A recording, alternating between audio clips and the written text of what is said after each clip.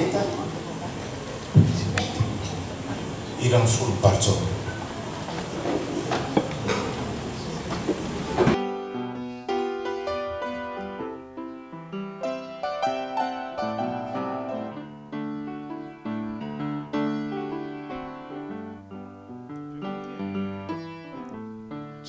Sijakuri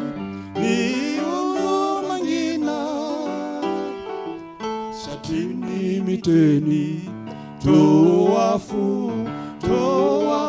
tujuru di mayeri vaka veti degina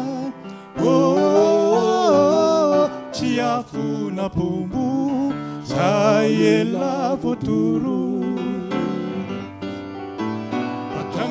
tandremo ni mana be ambava mahaisa mitsaku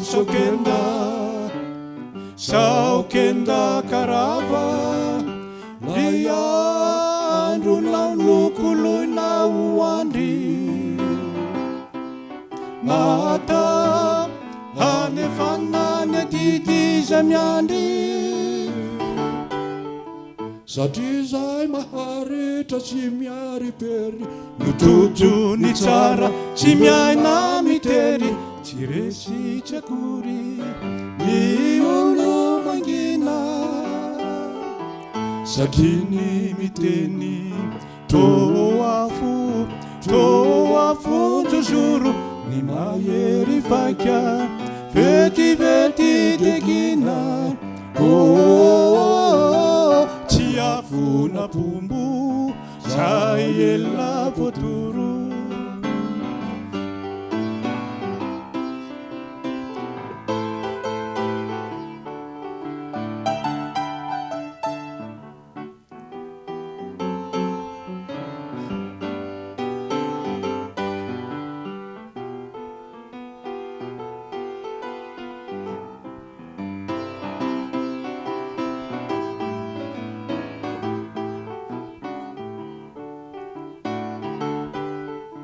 satria zay maharitra sy miariperi mitojo ny tsara tsy miaina mitery tsy resy tsy akory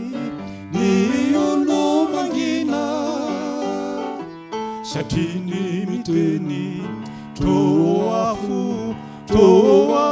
jozoro tsy mahery vaika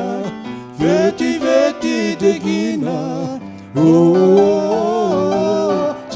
Funa pumbu sayela futuru.